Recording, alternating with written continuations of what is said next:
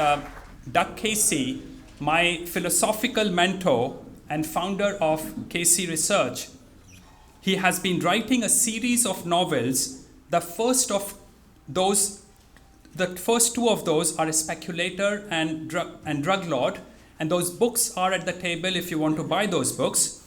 Mr. Casey is the author of bestsellers, Strategic Investing, Crisis Investing for the rest of the 90s.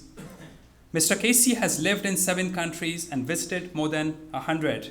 He has appeared on scores of major radio, television shows, and remains an active speculator. Ladies and gentlemen, please give a very warm welcome to Mr. Doug Casey.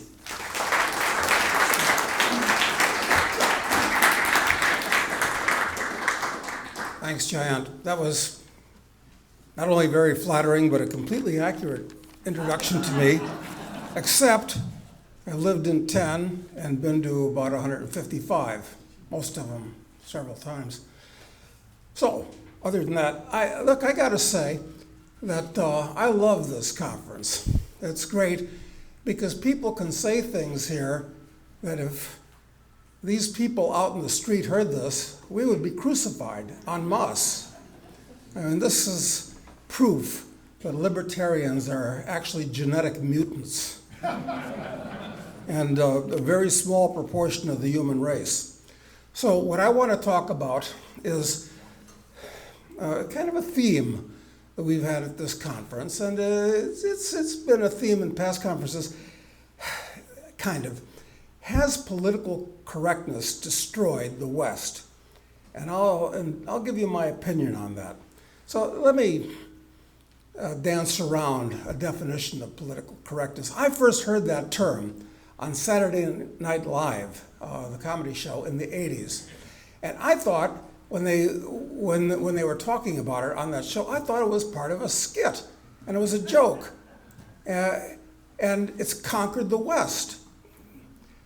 So it wasn't a joke at all. So what is political correctness? It's a complex of ideas and attitudes. And they're the worst and most perverted and destructive and backwards and ideas that circulate in the world today, because political correctness is drawn from all of the most retrogressive philosophies of the past. And interestingly, when you ask yourself, what is Western civilization? It's actually the opposite of political correctness. I would say, as a matter of fact, Western civilization is the only civilization in world history that's worth more than the powder that it takes to blow it to hell. It's the opposite of political correctness, but perversely, Western civilization has adopted political correctness. It's taken it to its bosom like a poisoned snake. And political correctness in all of its forms, I'm just using political correctness as a general term for a whole complex of attitudes and ideas, is actually going to kill Western civilization. It's doing so. I think it's going to succeed. That's the bad news. The good news is that it's going to be another 2 or 3 billion years before the Earth is subsumed into the sun, and then the heat death of the universe is, going to be another 20 billion years further on. So don't worry about it. This is all just a trivia in the big flow of things. But there are values to other civilizations. The other civilizations have given us things like yoga, martial arts, Taoism, because Lao Tzu was actually one of the first libertarians in history. And I'm sympathetic to Taoism, also sympathetic to Zen, a variation of Buddhism, much superior to the rest of Buddhism, and Oriental cuisine, which is wonderful. And I shouldn't use the word Oriental. That's one of the in the process of the PC types capturing Western civilization. A lot of words have been outlawed, and Oriental, perfectly good word, has become very politically incorrect. Well, anyway, So what are the elements of Western civilization that I like? Well, one of the reasons that I missed the first couple speeches this morning, which I'm embarrassed about and sorry about, is I had to get my thoughts together for this presentation today. And also, I've got to say, it's one of the reasons I don't like speaking at conferences like this, because, you know, if you give a speech, it's always in the back, oh, should I be thinking that? And your mind is wandering back to what you're saying, as opposed to, you're going to say, as opposed to what the other people are saying. So that's one reason I don't like to speak at conferences like this. But anyway, what are the elements of Western civilization? I'm missing a few, I'm sure, for the reasons that I've mentioned. But Western civilization involves an active endorsement of certain concepts and practices. First and foremost is free thought. That doesn't exist outside of Western civilization, really. But even in Western civilization now, we've got the concepts, these Orwellian concepts of doublethink and thought crime and non-PC thought. So that's going away. We have Western civilization is the only civilization that actively endorses free speech. That's going by the boards. You've got to be so careful that anything that you say that might offend somebody is considered hate speech of some type, and it will trigger somebody. And this really happens. I'm going to give you an example about this later. So free speech is going out the window. Free markets, well, look, most of the millennials in the last U.S. election voted for Bernie, who's an active, self-declared socialist. All of these movements out there are active socialists, and actually Hillary won the popular vote. Not that I particularly like Trump, but he's so vastly, for many reasons, better than Hillary. But socialism has pretty well won the day, okay? Or variations of socialism, Keynesianism, welfarism, whatever. So we've lost free thought, free speech, free markets, concept of limited government. That's a uniquely Western concept. That's out the window. You know, people actually still believe in concepts like the dictatorship of the proletariat. This started, I guess, with the French Revolution, really, with the power to the people, and then it devolved into the directorate and Robespierre and so forth. So limited government is going out the window because these people don't see the government as the problem. They see the government as the solution. That rules the minds of all these people, almost everywhere.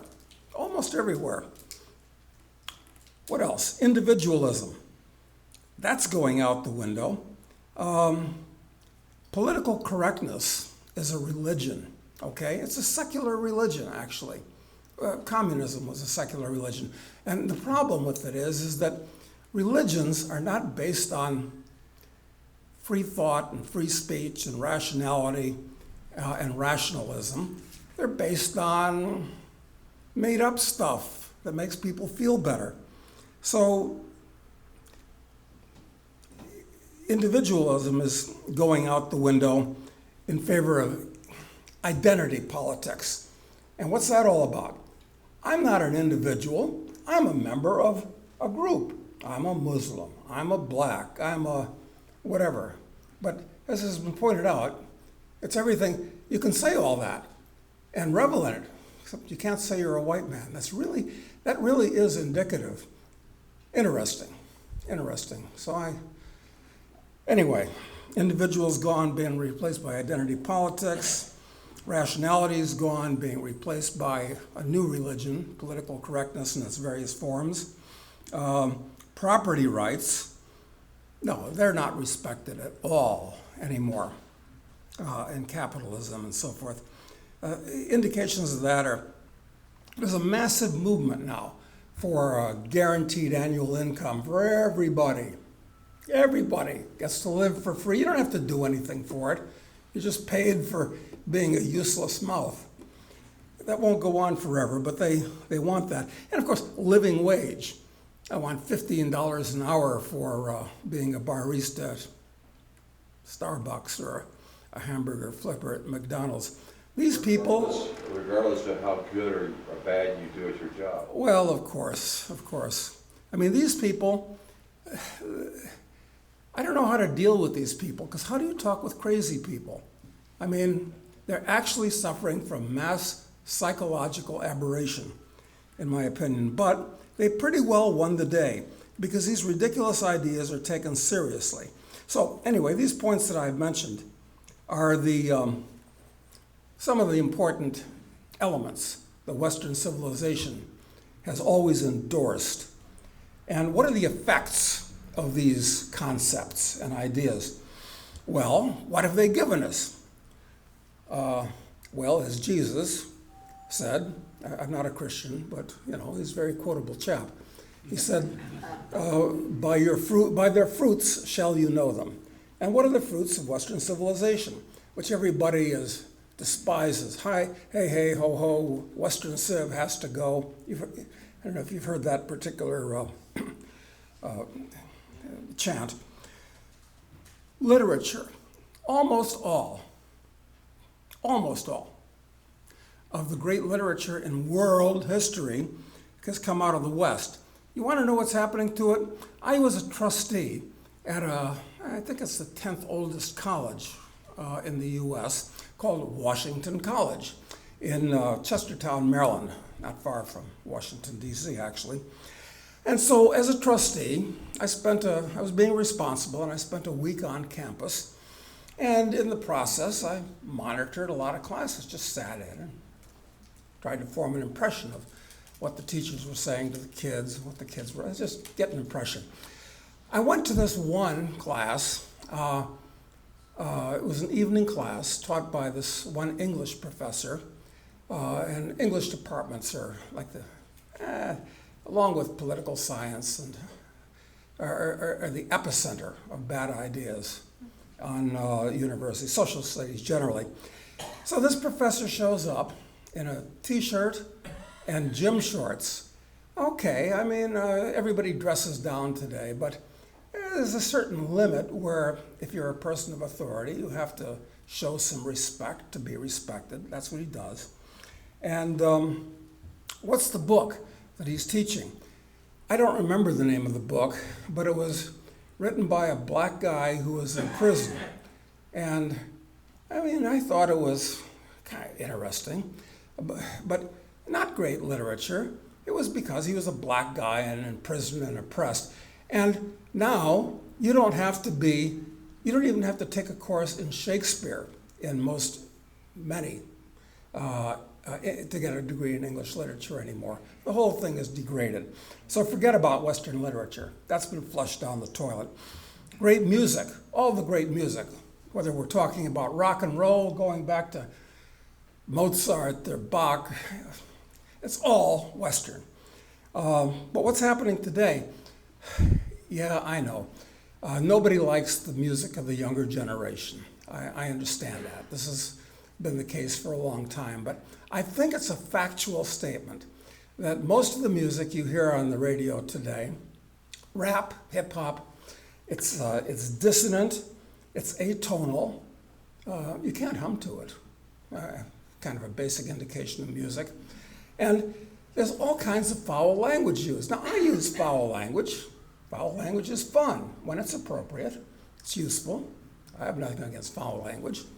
But you can't enshrine it in music that's recorded and played constantly. It kind of degrades the level of the conversation, okay? So Western music, that's been flushed down the toilet. Art, all the great art in history, well, almost all, not all, comes from the West. But since World War II, certainly, before, now you can get huge amounts of money for doing things like, remember that famous sculptor called Piss Christ? I mean, it's just a scam. And people can sell piles of junk and call it art, and idiots buy it. So The idea of what constitutes art has been flushed. Science is held in low repute today, partially because almost all of it was discovered by old white men, and if it's been done by old white men, it's got to be bad. And science is like the opposite of gender studies and black studies. And worse, parts of it have been corrupted, like this whole scam with global warming.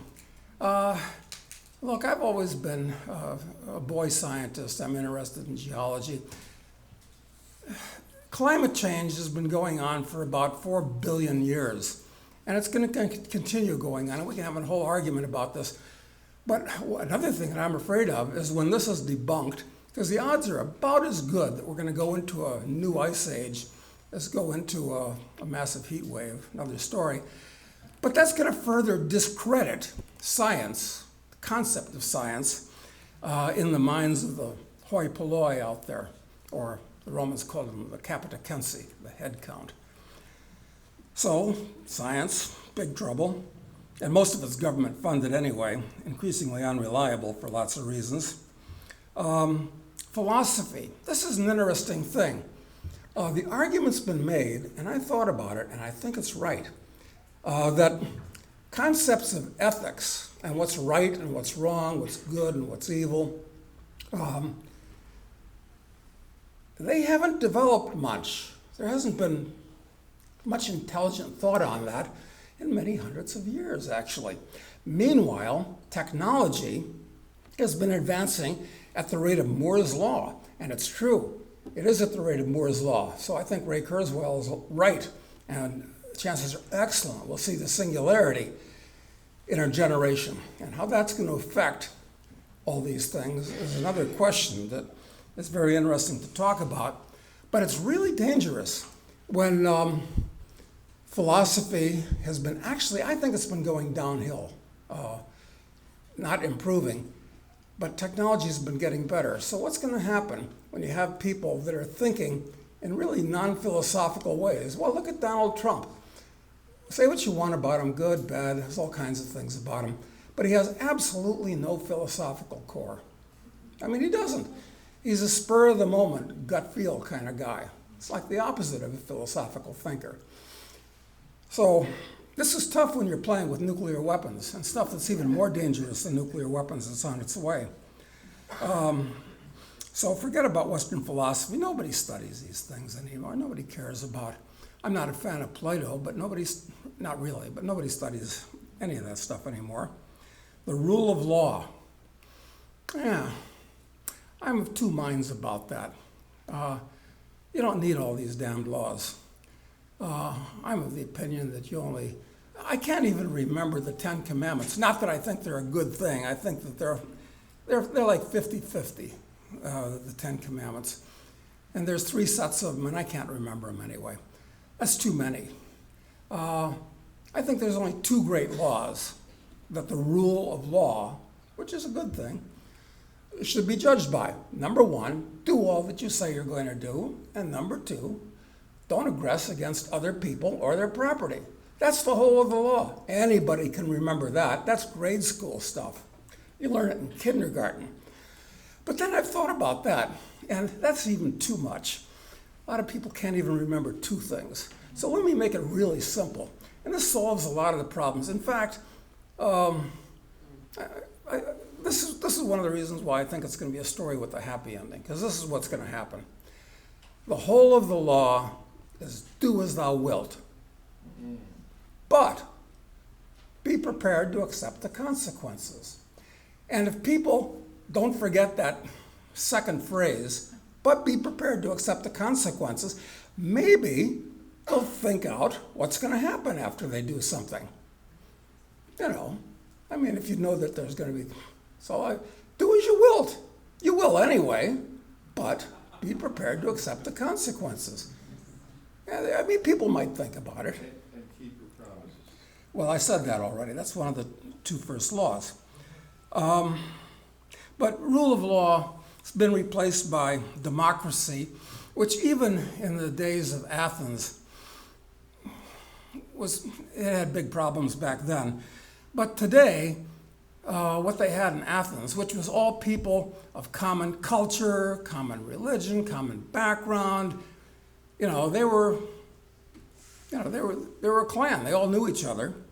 That's been replaced by people's democracy, where you have a ruling elite becomes the dictatorship of the proletariat. I'm not a fan of democracy today. It's a fraud to start with.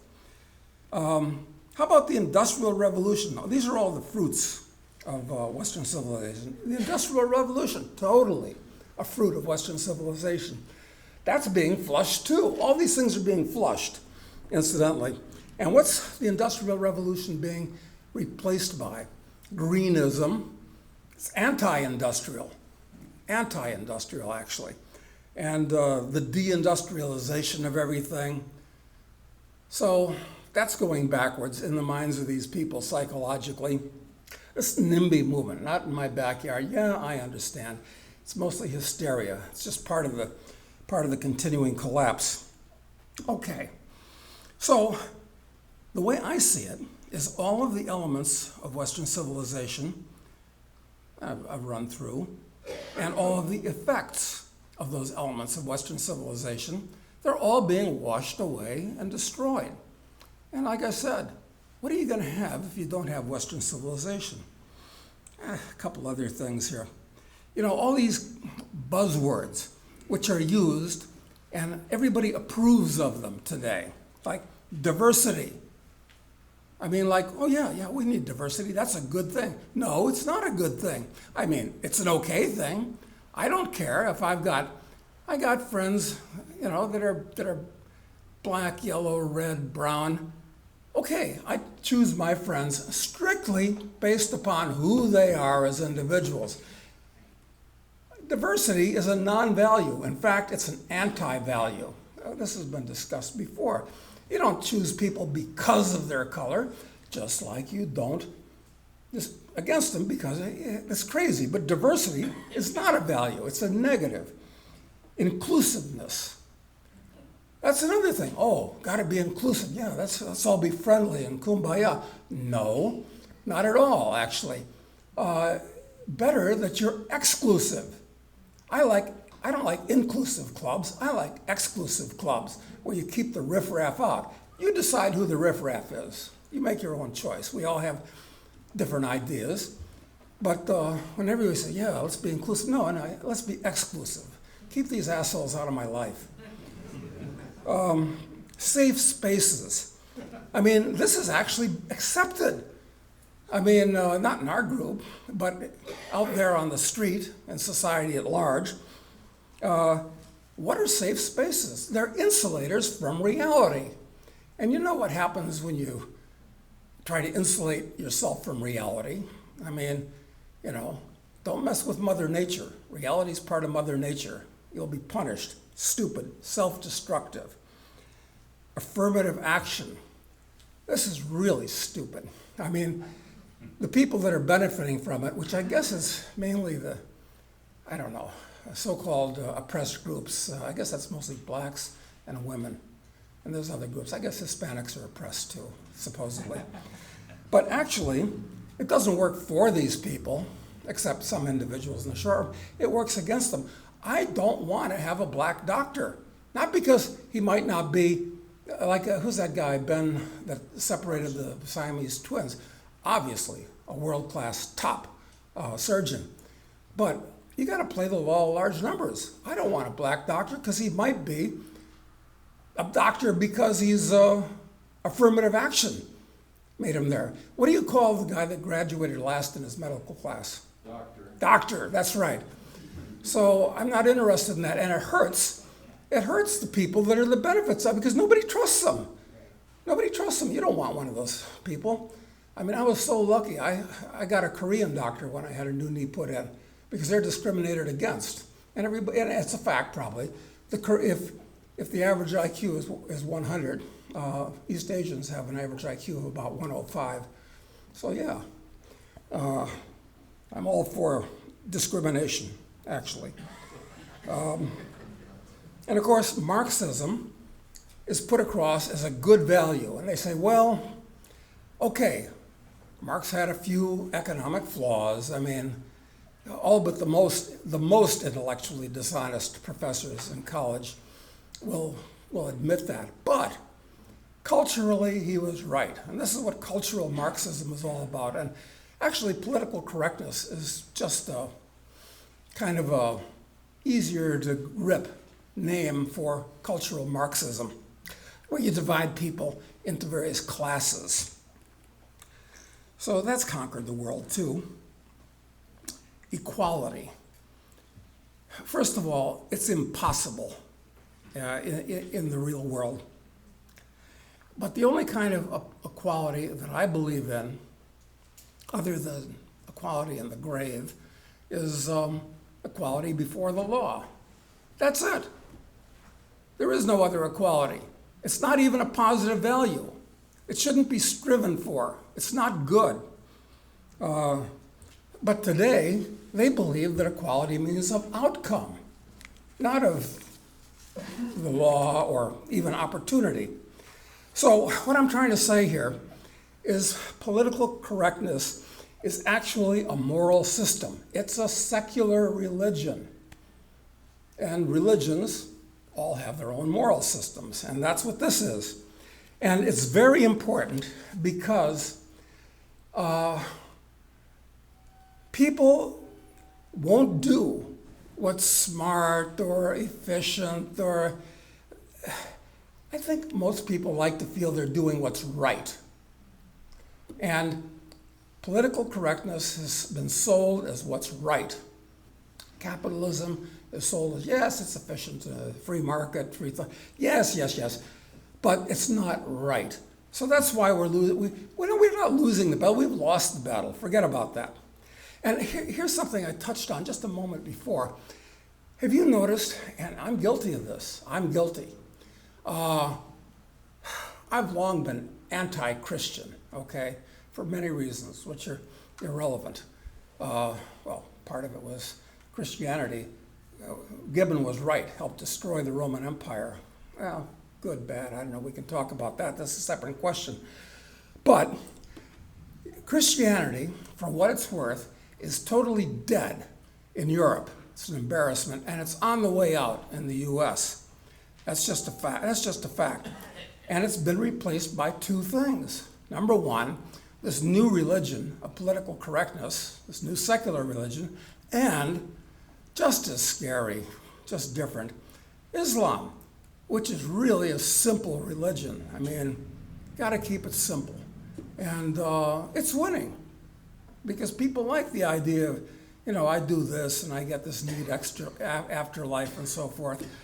But the problem with Islam, I mean, look, whatever faults Christianity has, and, you know, what people think is Christianity with the right wing that supports the military and all that, these people are idiots. They're not even real Christians. Is, you know, Jesus appeared to preach, you know, peace and brotherhood and, you know, some virtues. That's not what Islam, or we should say Mohammedanism. This is another thing where our language has been corrupted. It used to be that religion was called Mohammedanism. Muhammad, Christianity of Christ. Well, somehow, now it's no longer called that. It's called Islam. It's like gypsies used to be called gypsies. Now they're called Roma, you know. And this is part of the general acceptance of bad things by calling them as different names. Yes, and I do think gypsies, individually, no problem. But you get them together in a group, and I promise you, you are prey to them. All right. You'll have to cut that part out because somebody's going to sue me probably. But anyway, you know, vacuums are always filled. And for whatever good or bad it was, Christianity and its absence has created a vacuum, and that vacuum has been totally filled in Europe by political correctness and Islam as religions. And it's happening here in North America too. So, not good. And another consequence of political correctness, of course, is mass migration, and several of our speakers have covered that very well. Political multiculturalism is another variant, another tendril of political correctness. I've spoken about the value of other cultures, as far as I'm concerned anyway. Equality of the sexes. Once again, I don't like to look at people. Yes, there are a lot of differences, actual biological, physical differences, mentally, physically, other ways, between men and women. Well, vive la difference. But they're trying to destroy that too. And these people from the third world, the backward people from the third world, they don't even pity us. We're below pity. We're despised. Despised as stupid, these fools don't even see the difference between men and women. So, in a way, whatever's left of this civilization in Europe and other similar places, I don't even feel pity for them. I think they're getting what they deserve. And a primary virtue, I don't believe in the Christian virtues, but one of the virtues I believe in is justice. And what is justice? It's that people get what they deserve. And, I really believe, I don't give a damn if the heavens fall. Let justice be done. So these people deserve what they get. The problem is not all of them deserve it. And the ones that don't deserve it are going to get it too. It's really a pity. Let me give you an example, just a recent example. Both of these things happened in the last week that I thought was very pointed. I've got a friend who's a big deal broker at UBS in New York, and he sends me stuff. And so he sent me an article. Did UBS publish? I think it was actually, it doesn't matter. It was an article, and it was written by a guy whose name I don't recognize, and I can't remember right now, who's a futurist. And he had 6 big deal billionaire hedge fund managers that paid him a lot of money to sit down with them. And he's saying, oh yeah, I'm going to have to give him my thoughts on technology and where things are going. And so he's, turbulating his mind about doing a good job because they're giving up a big fee to sit down with him. He's just a college professor. And so he sits down with these 6 guys, and you know what they ask him? These billionaire fund managers, there was one thing on their mind. This was the big question. You won't believe this. The guy wrote this. He says, they say, after civilization collapses and the mobs are rioting and all this, I'm kind of in my bunker in the right place, and I got my security guards. It's unbelievable. It's in the article. The big question was, how am I going to keep them from taking over and killing me? Really? I mean, this is an incredible article that was sent by...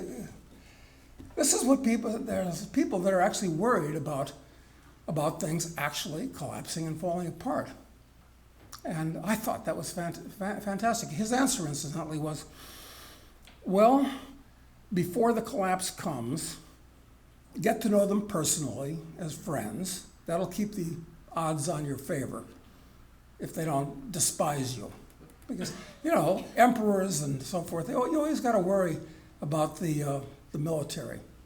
Same thing. You got a little country if you're a billionaire fund manager with your own private security.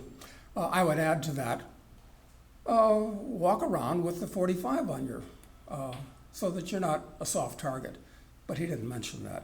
But I thought that was really indicative of the way the world is thinking and feeling now, that this guy in that company got asked that question. That was what was really on their mind. I'll give you another one that happened to me personally. So at Freedom Fest, where I was last week, and I know a number of you guys were too, so I went out with 7 other speakers, all of whom you'll know their names, okay? And the 8 of us are sitting around this round table in a very expensive restaurant. It was Costa del Mare in Wynn, very ritzy restaurant. And we're having a good time. We're drinking and telling jokes and blah, blah, blah, this, that. And I'm sitting with my back to most of the restaurant. And So before I know it, I'm not paying attention, I'm talking to the guy next to me and everything. One of the guys sitting kind of across from me stands up. I hadn't been watching, because if you're a group of 8, you break up into, 2 or 3 people talking. And he stands up and he says, hey, no offense. Didn't mean to offend anybody. I mean, it's cool. Yeah, I understand. Cool. Okay. Sorry. And so then I find there's the table in back of me, which I never even looked at, frankly. They were triggered by overhearing our conversation in this classy restaurant and then talking about it and then confronting the last guy that said something. This wouldn't have happened before. This doesn't happen. I mean, and then what happens is they ask the management to move them to the other side of the restaurant. I mean, the other people? Yeah, move them, right. Not move us. I wish I'd been there. I wish I'd known. I'm too old to get into a street fight anymore, frankly, and certainly a restaurant like that. But there's certain times that, it's worth it, I think. But can you believe that happened? Can you believe both of these things in the last week? This is getting out of control. Doug, what was the subject that so riled them? I don't know. Michael told a sexist joke having to do with stimulation of the male organ by oral means. We all thought it was funny. Or could it have been just before that, because it wasn't after that, where I said grace for the table? Oh, well, I like to do this. Rick knows this is my favorite. I like to do this at Thanksgiving dinners, which is kind of, maybe my anti-Christian attitudes, am I doing things like this at traditional feasts like Thanksgiving? Maybe I'm one of the, acting inadvertently as a cockroach for eating away termite eating away Western civilization myself. So but then again, I feel like I'm insinuating some backbone in the audience. And I always say, after somebody says grace, I say, may I say grace? And they say, yes. So I say, O Crom, help us to slay our enemies, ravish their women, burn their houses, and enslave their children. And if you won't help us, then to hell with you. And to me, that's a grace that the Vikings would have said. And I think that's okay. Because talking about the collapse of things, this is all quite similar. A couple of years ago, I gave a speech on Rome and why are we Rome and why Rome collapsed and so forth. And the invasion from the north, the people that became the Vikings only a few hundred years later, actually, there's a difference, perhaps, between those people and the people that are migrating and invading now. Because all those Nordics, actually, it was technologically backward, but it was actually a noble culture with a fantastic mythology. And the mythology that everybody believes in, whether you believe it's real in the ancient past, but it's a meme that kind of holds groups together. I mean, these stories of Odin and Ragnarok, and I mean, they're great stories. They're noble, but I don't know if any of these people that are invading, they believe anything except for Islam, which is really a goofy religion. I mean, it's a degraded religion as far as I'm concerned. It's the opposite of the way that it's sold as far as and I've actually read the Quran. Yes, I did.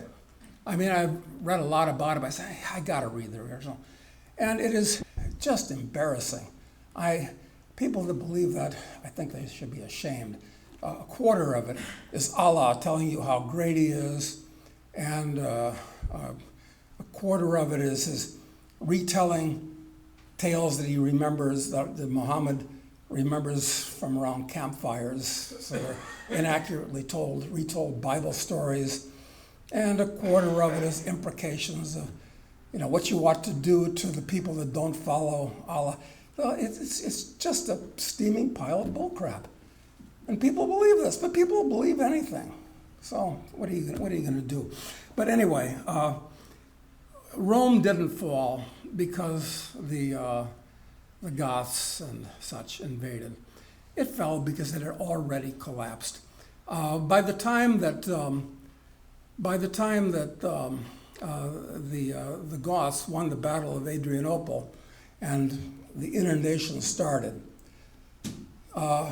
and absolutely, by the time Rome was conquered in 410, the old nobility was gone. Feudalism was already there. 476, forget about that. That's a meaningless state. Rome actually fell much earlier than that because the culture collapsed. I mean, all of these towns and these latifundia and everything, they're already taken over by the barbarians. It was already gone. That had happened long before. It was an internal cultural collapse. And I think a lot of it was due to Christianity. But Christianity then and Christianity now are actually very different things. But we're falling the same way Rome did, actually. Right before your eyes, who was talking about the local school councils? It's happening exactly. That's exactly what happened in Rome in the 3rd and 4th centuries. So you didn't have to wait until 476. It was long gone by then. Same thing is happening here. So I got a couple more minutes, and I thought, what am I doing personally other than whining and moaning? And why should I care, frankly? I mean, I regret to tell you, I'm 72 fucking years old. So why should I care unless Ray Kurzweil is right and, I get to, trade my current body in for, I want Bruce Jenner's just before he won the decathlon. Not after, Bruce, not after, correct. So it's possible, maybe technologically feasible. So why do I care about this? Well, I just can't help myself. And I kind of believe in good karma, frankly. There's something to that. I mean, at least I feel that there is, whether there's any rationality behind it. So I'm writing this series of 7 novels. And what are they about? They're about politically incorrect occupations that are anathema in today's society. First one is speculator. I'm trying to reform the unjustly besmirched occupation of speculator. Everybody thinks speculators are evil. They take advantage of other people's problems. Well, yeah, maybe. In fact, speculators are worse. They cause the problems. They cause collapses. They think of George Soros with the British pound and this type of thing. But in fact, I'm a Nietzschean in many ways. And my favorite quote from Nietzsche is, "That which is about to fall deserves to be pushed." I really, so that's what speculators do. And why is that good? Because speculator is somebody who takes advantage of politically, well, there's other definitions too, but this is the one I'm using.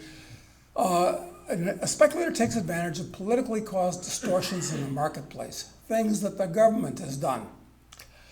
So, if a speculator brings down the house of cards, he's ending the distortion sooner rather than later. So it's not even a worse disaster. So speculators are good. And also, speculators punish people that are supporting the state because you're usually betting against the state. So a speculator is a high moral good, not a bad guy. So that's what speculator is about. Also a bush war in Africa and so forth. And then our hero becomes a drug lord and said, everybody, I promise you, any newspaper, television, radio, drug lord, evil, bad, But that's not true. Well, partially because all drugs, no exceptions, should all be legal because it's completely arbitrary. Well, what about addiction? I mean, don't people get addicted? That's bad. Yeah, it's bad. And they get addicted to food and sugar and sex and alcohol and everything. So drugs are no worse, in point of fact, than any of these other things. And a drug lord is just giving people what they want, which is good. And if they're stupid people, maybe it'll help destroy them. I don't mind. I don't care. Why should you care? If it's basically a useless mouth, a counterproductive human being, I'm sorry. Maybe he could be a better person. But this lifetime, I just don't care. And better off he's dead. So that's my attitude. I mean, you may think this is very unkind, but I told you I wasn't a Christian. So anyway, your body is your primary possession. You should do what you want with it, good, bad, or indifferent. So a drug lord can actually help promote individual responsibility by giving you choices. So that's the current book. And the next book, we're writing it now, it's called Assassin. Now, how can anybody defend an assassin? Of course, most of the assassins in the world are either evil guys or government assassins. Those are the good assassins. You ever notice this in movies and everything? Yeah. The government assassins are the good guys. And, well, as I said before, not only should some people just be allowed to die, I'm not going to keep them alive, but actually, some people just need killing. Now, oh yeah, Hitler, he was a guy, yes, but he's not the only guy in history that needed killing. Everybody agrees on that. I can give you a long list of people that needed killing, not just Hitler. That kind of makes it unreal, and then you don't need to talk about it anymore. Yeah, Hitler was okay. That was a whole list, a whole bunch. So this is here I'm dealing with the moral problem of killing other people. Yeah, it is a moral problem. There's problems with killing other people. So you look at Lincoln. Was he the good guy or the bad guy? Maybe John Wilkes Booth and his friends were good guys. Got to look at that. Caesar. Everybody says, oh, hero, great guy. Yeah, I understand these arguments very well. But I think he needed killing. I'm on Brutus's side. And there's a lot of other examples like this. Anyway, our hero, after going through a real moral and doing his fair share of killing, decides that political assassination is dangerous to talk about, incidentally. You can't do this in nonfiction form. You have to do it in fiction form. Mm-hmm. So he decides that these people are like shark's teeth. What's the point of pulling shark's teeth? Another one grows in the next day. It's pointless. So he decides to move it up and become a terrorist. Now, when you become a terrorist, you are absolutely beyond the pale. Absolutely.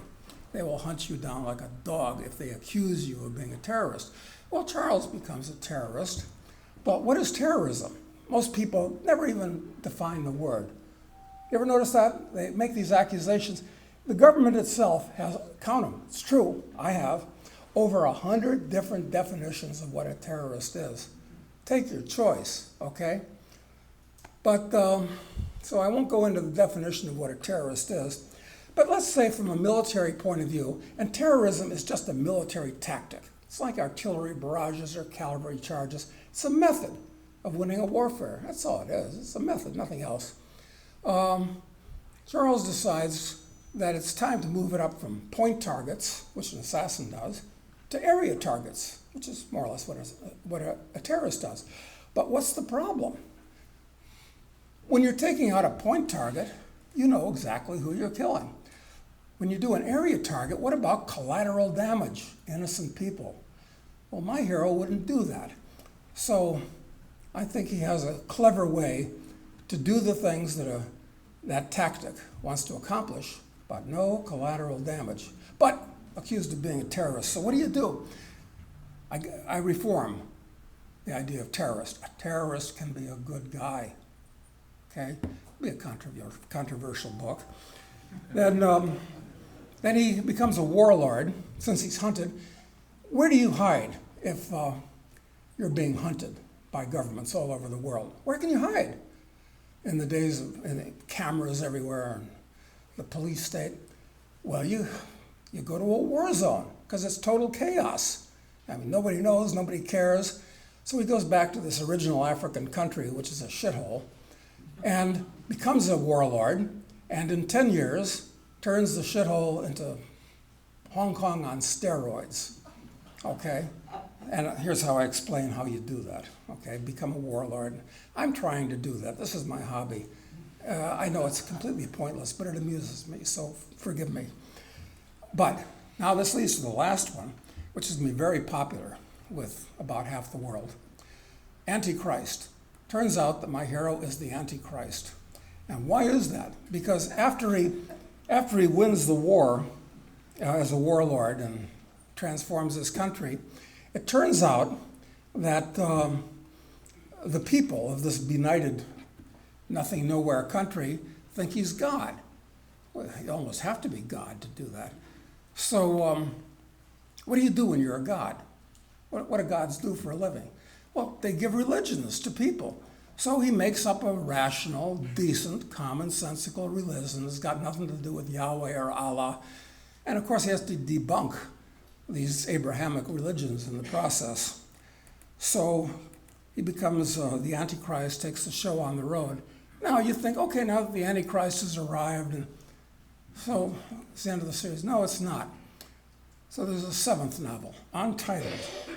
And it turns out that he's got to fight a war against the powers that be.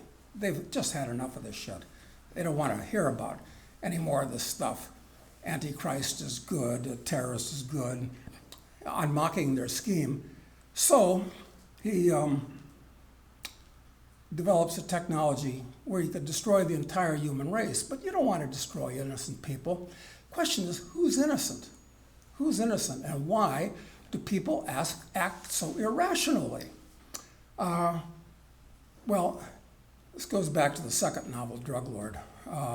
But what happens is that it turns out that we suffer from a genetic defect that causes people to consider things like envy and socialism and all these other vices. And I'm trying to figure out, though, I don't know, maybe you guys can help me. Should he destroy just the really bad guys, the 20%, Pareto's law of humanity, the really bad actors? Or should he destroy everybody but the 20% that are good guys, more or less? I'd say 20% of the human race are basically good guys, basically. And 20% are basically bad guys. So do we destroy everybody but? Or, see what I'm saying? I don't know. It'll depend on the mood I'm in. Destroy some of the enforcers, the mindless enforcers. Well, no, those people would automatically suffer from this genetic defect. So no, they're gone for sure. Now, I'm talking about the human race. I'm not talking about a few. I'm talking about 20% or 80%. Okay, I'll figure it out. Don't worry. Okay. That's good. Yeah, maybe there's some questions. Questions? It seems that there's a possibility that political correctness can cannibalize itself with intersectionality and what seems to be victim Olympics, where people try to pile on almost different identities, to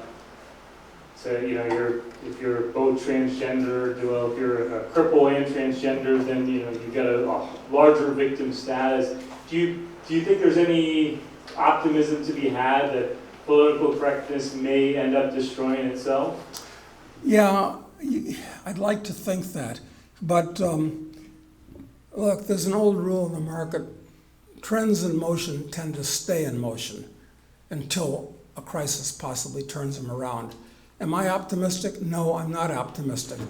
Because usually when there's a real crisis that can turn around a major trend, things don't get better, they get worse. After 1789, good that they got rid of Louis XVI. Then they got Robespierre, and then they got Napoleon. 1917, good that they got rid of Nicholas II, and then Lenin, and then Stalin. Same thing will happen here. And these guys, and remember what Napoleon said. He said, in war, the moral is to the physical as 3 is to 1. And these guys, the bad guys, have totally conquered from a moral point of view. I don't see how we, a teeny weeny little minority, or even people that kind of feel the right way, like Tucker Carlson, he's like one out of everybody on television, and he isn't even forthright enough. So no, it's pretty hopeless. But It's not serious. You're right, Rick. Not really a question, it's an observation. You were talking about political correctness. It doesn't stand by itself. Political correctness is actually an adjunct. It's just as the law has an adjunct known as the police to enforce the law. So, cultural Marxism has the adjunct of political correctness as an enforcement arm. Now, I'm sure you know what cultural Marxism is. Right. But basically, when this movement I spoke about, the sneak rulers, when they decided to destroy and enslave the West, they started this idea of getting into the minds of people and corrupting them and creating a sense of worthlessness and inferiority. Yeah, you were totally correct in your speech as far as I was concerned. Scoffing and denigrating the culture, the traditions, and the history of white people. And this was led by, or not led, but largely implemented by an organization called the Frankfurt School. Right. Which you would know. Yeah. They shifted their I was going to use a bad word, so anyway, they shifted themselves to California, to the universities in California, where Herbert Marcuse led the Frankfurt School. This cultural Marxism has an enforcement arm. They'll punish you. It's called political correctness. No, I agree with you, although I see them as tentacles of the same octopus, but I don't disagree at all. Quite correct. I mean, any other questions? I come to these meetings because I feel about the Western world the way Jayant feels about the third world. And are there any places in the developing world, in the third world, that you think in the next 10 or 20 years will be refugees? the whole world is pretty degraded and pretty caught up in these problems. I don't know where you go. I mean, pick a spot and stand your ground. Yeah, but in most places in the world, you're going to have to, you know, all you got is a machete, and that's what they got too. You're not going to have much of a chance against the mobs. I don't know where you go. I mean, I think the key is not so much one particular place to go, but to have some place other than your home country to go. That means that at least you got a 50-50 chance of being someplace where it's better. So you got to have one crib outside of your home country. Which place is that? That's a long story. I've written a lot about that, and I could be completely wrong. Go to a website I've got. I know what you guys can do. Go to a website I've got called internationalman.com, all one word. Internationalman.com, and there's a lot of stuff we got on all this stuff, on that kind of question there, among other things. Any other questions? Groovy. Okay. Thank you very much. And thank you very much for coming.